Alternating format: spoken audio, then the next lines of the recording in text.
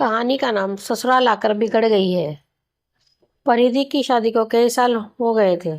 सब बढ़िया था। छोटी बहू होते हुए भी वो बड़ी का हर फर्ज निभाती थी, क्योंकि बड़ी बहू तो आते ही अलग हो गई थी।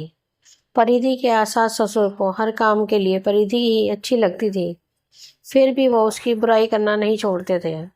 और सबसे बड़ी बात, बुराई थी भी अक्सर उसके ही परिवार वालों से करते थे, जो परिधि को बचपन से जानते थे, या फिर परिधि की सहेलियों से, या खुद उसके मायके वालों से। पहली बार जब शादी के बाद परिधि की दोस्त आई, तो सासू माँ ने उससे ही परिधि की बुराई करना शुरू कर दिया। जब परिधि को पता लगा तो उसने अपने पति परेश से के माँ जी को समझवा दिया कि कम से कम जो लोग उसे जानते हैं उनसे तो उसकी बुराई कर खुद की जगहसाई ना करवाएं। पर उन्होंने उसकी एक ना सुनी, बल्कि उनकी ये आदत ही बन गई थी। आजकल तो अक्सर ये कहती कि परिधि, तुम पहले ये काम अच्छा करती थी, अब नहीं करती हो, फिर भले ही वो कोई भी काम हो। परिधि की बुआ उसके ससुराल आई थी, तब सासू माँ की किटी पार्टी भी थी। वो बुआ को भी साथ ले गई और आदतन सबके सामने ही परिधि की बुराई करने लगी। कहने लगी, परिधि पहले सब अच्छा करती थी, पर अब वो कोई काम ठीक से नहीं करती।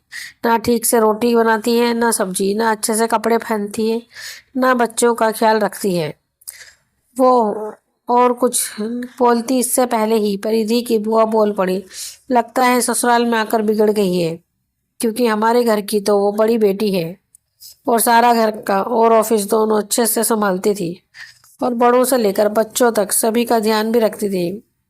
आपके यहाँ आकर बिगड़ गई है। ऐसा कीजिए, महीने 2 महीने जमाई सा के साथ उसे मायके भेज दीजिए, हम सुधार कर भेज देंगे। अपरिधि की सासू माँ का मुंह देखने लायक था।